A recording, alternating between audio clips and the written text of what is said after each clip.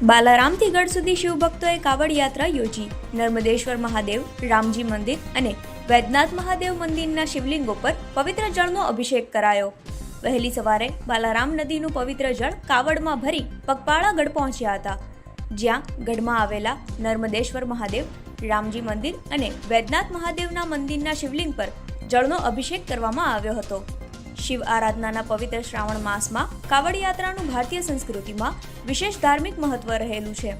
પાલનપુર તાલુકામાં શિવભક્તો દ્વારા કાવડ યાત્રા યોજવામાં આવી રહી છે, જેમાં વિવિધ નદીના જળ કાવડમાં લઈ શિવાલયોમાં ભગવાન ભોળાનાથના શિવલિંગ પર પવિત્ર જળની સાથે દૂધનો પણ અભિષેક કરવામાં આવી રહ્યો છે. ત્યારે ગઢ ગામના શિવભક્તો કાવડ યાત્રા યોજી બાલારામ નદીનું પવિત્ર જળ કાવડમાં લાવી તેનો ગઢ ખાતે આવેલ નર્મદેશ્વર તેમજ વૈદ્યનાથ મહાદેવના મંદિરના શિવલિંગ પર પવિત્ર જળનો અભિષેક કરી ભગવાન ભોળાનાથની આરાધના કરવામાં આવી રહી છે. જોકે પાલનપુર શહેરના શિવભક્તો દ્વારા પણ પવિત્ર શ્રાવણ માસના દર સોમવારે બાલારામની કાવડ યાત્રા યોજવામાં આવે છે.